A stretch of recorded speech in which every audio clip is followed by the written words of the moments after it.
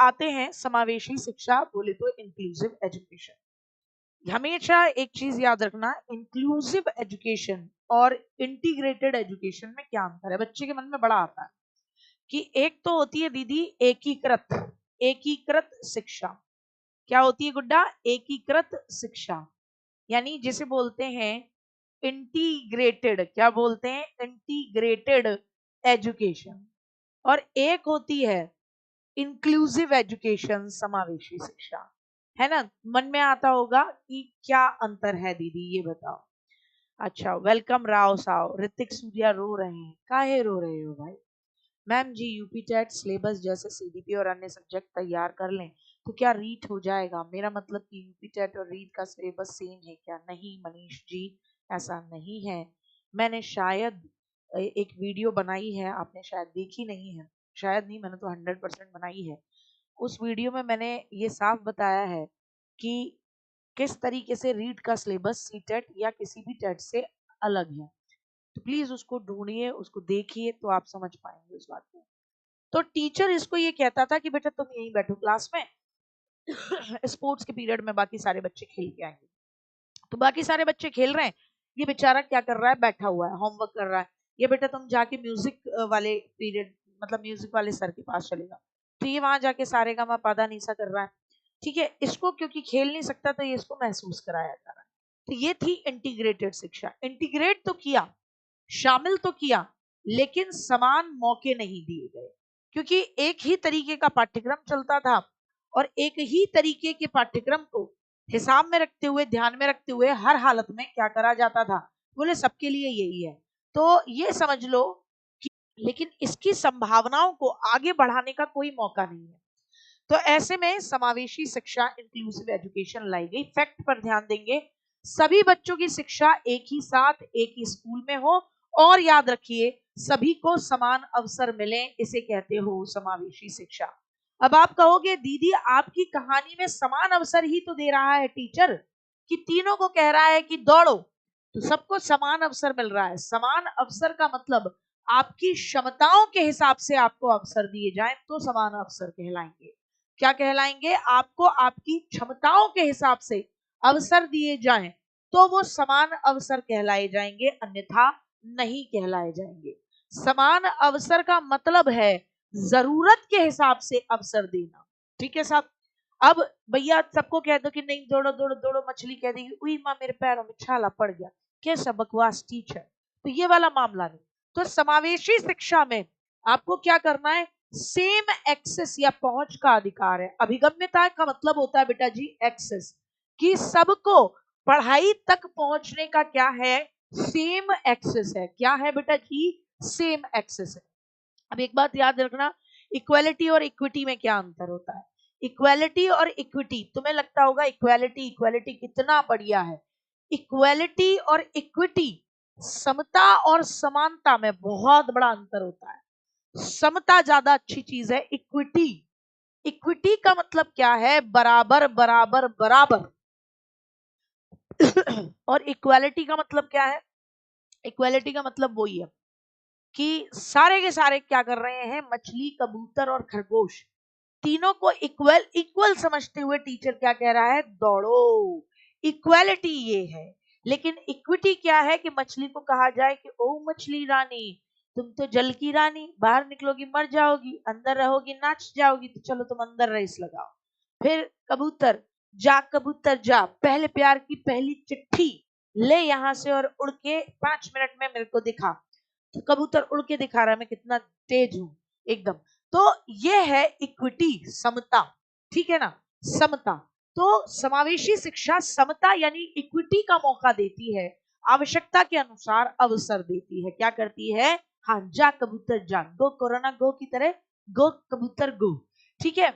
हाँ, तो कुल मिलाकर हाँ, सभी बच्चों को उनकी नीड के अकॉर्डिंग एजुकेशन देना, ये है समावेशी शिक्षा। इसकी शुरुआत कैसे होती है? तो ये बेटा फैक्ट है, इसको दिमाग में बैठा लो। वैसे आज तक कभी रीट में भी नहीं पूछा गया, किसी एग्जाम में नहीं पूछा गया, लेकिन पूछ ले, तुम्हारी किस्मत खराब हो तो पूछ लेगा। तो 1994 में सलमान का, ये सलमान खान नहीं है भाई, सलमान का स्पेन में एक जगह है, 1994 में स्पेन में एक जगह है सलमान का, वहां यूनेस्को ने सम्मेलन किया और पहली बार यूनेस्को में ये बात उठी कि हर बच्चे की विशेषताएं, रुचियां, योग्यताएं, सीखने की आवश्यकता अनोखी है। इसीलिए शिक्षा प्रणाली में इन बच्चों की आवश्यकताओं का क्या रखना होगा, ध्यान रखना होगा। क्या कहा कि हर बच्चे की क्षमता, योग्यता, उसकी विशेषताएं अनोखी हैं, तो शिक्षा प्रणाली में इन बच्चों की आवश्यकताओं का ध्यान रखना होगा। और इस बारे में बात करने वाले कौन थे, तो हम कहेंगे इस बारे में बात पहली बार यूनेस्को के सम्मेलन में, स्पेन में सलमान का सम्मेलन में यूनेस्को में बात उठी।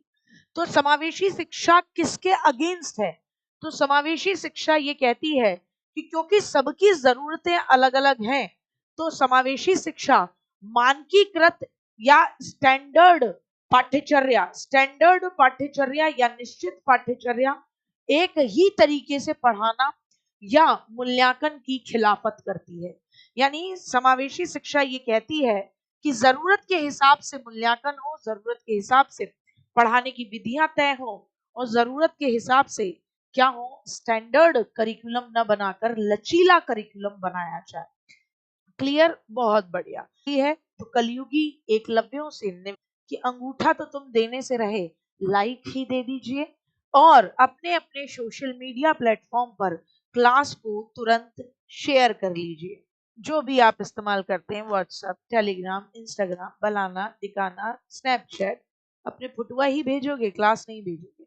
और पहली बार अगर क्लास देखने के लिए आए हैं तो प्लीज और प्लीज आपसे रिक्वेस्ट है कि टीचिंग एग्जाम TWA के चैनल को सब्सक्राइब करना न भूलें। क्या कहते हो?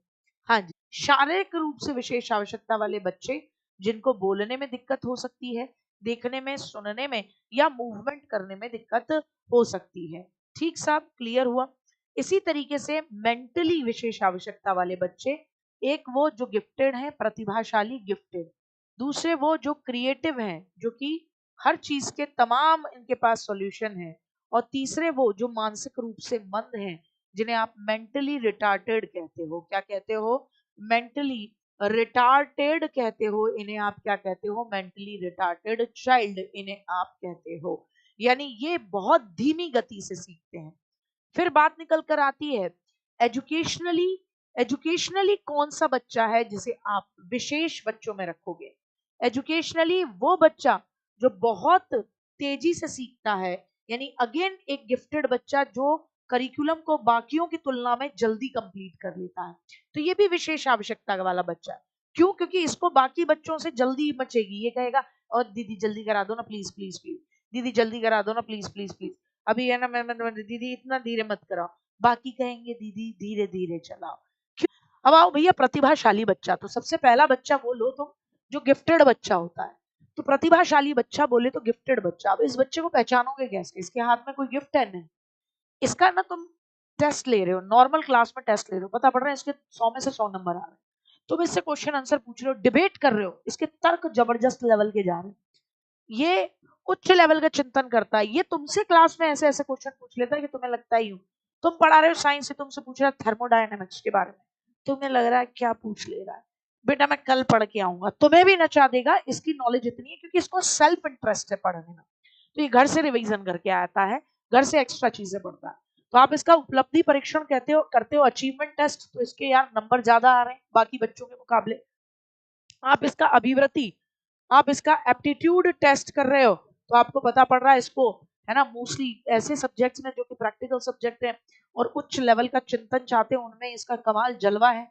आप पेरेंट्स की, अध्यापकों की रिपोर्ट देख रहे हो, आप इसका आईक्यू टेस्ट कर रहे हो, सब में आपको पता लग रहा है कि भाई बच्चा जो है सामान्य से हटके बच्चा है। ये जो प्रतिभाशाली बच्चे हैं ये जन्मजात होते हैं, अर्जित नहीं होते कि बाद में कोई बोले मैं प्रतिभाशाली बनाऊंगा। नहीं बना सकते भैया।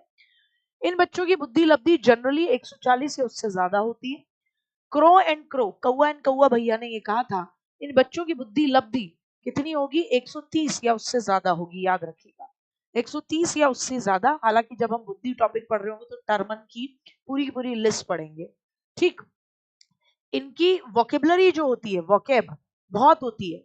ये वो लोग होते हैं जो तुम पूछोगे कि you know yesterday what has happened, he was vomiting, no silly, he was puking. इनके अंदर जनरलाइजेशन की योग्यता होती है। ये स्कूल पाठ्यक्रम की सभी एक्टिविटीज में पार्टिसिपेट करते हैं, जनरली खोजी होते हैं, बहुत तीव्र स्पीड में सीखते हैं, इनके अंदर थोड़ा उतावलापन भी देखने को मिलेगा, इनको डीप नॉलेज होती है, ये बहुत ज्यादा तार्किकता देखने को मिलेगी, जिज्ञासु भी होते हैं और उत्तरदायित्व को भी यानी रेस्पॉन्सिबिलिटी को भी बहुत ज्यादा फॉलो करते हैं, बहुत ज्यादा रेस्पॉन्सिबल होते हैं। इनको उन सब्जेक्ट्स में मजा आता है जो कि कैसे हैं, अब्स्ट्रैक्ट हैं। कैसे हैं? ऐसे टॉपिक जो कि अब्स्ट्रैक्ट हैं, यानी ऐसे टॉपिक्स में मजा आता है इनको पढ़ने में जो कि हायर लेवल का चिंतन चाहते हो, ऐसे लुल्ल पुल्ल चीजें पढ़ते नहीं है। इनके अंदर आत्मसम्मान बहुत होता है, भाई तुम इनको कुछ कह दो दूसरे दिन के माँ बाप पूरा स्कूल तुम्हारी जान खाने को चला आएगा। इनके अंदर प्रोसेसिंग की, सूचना प्रक्रमण यानी इनके अंदर इंफॉर्मेशन को प्रोसेस करने की जो क्षमता होती है वो उच्च होती है, स्वतंत्र निर्णय लेते हैं, नेतृत्व का गुण मिलता है, और जो भी फैक्ट आप इनको पढ़ा रहे हो उनके बीच में बहुत अच्छे से कोरिलेशन क्रिएट कर देते हैं, बहुत अच्छे से क्या कर देते हैं, कोरिलेशन क्रिएट। और पढ़ने के साथ ही और बताएं, कोई परेशानी हो रही है तो बताओ। मजा आ रहा था, क्लास एंड क्यों हो गई भैया? तुम्हारी अन्य क्लास भी चलती है। हाँ, मजा ही मजा। तो लाइक क्यों नहीं करते? जितने देखते हो उतने लाइक नहीं करते, कैसे? मतलब अंगूठे में दर्द, कोई बाम बताऊं, कोई तरीका बताऊं, अंगूठे की एक्सरसाइज बताऊं? ठीक है, तो फिर कल मिलते हैं। कुल मिला के मजाक की बात है। लव यू, टेक केयर, जय हिंद, जय भारत। उम्मीद है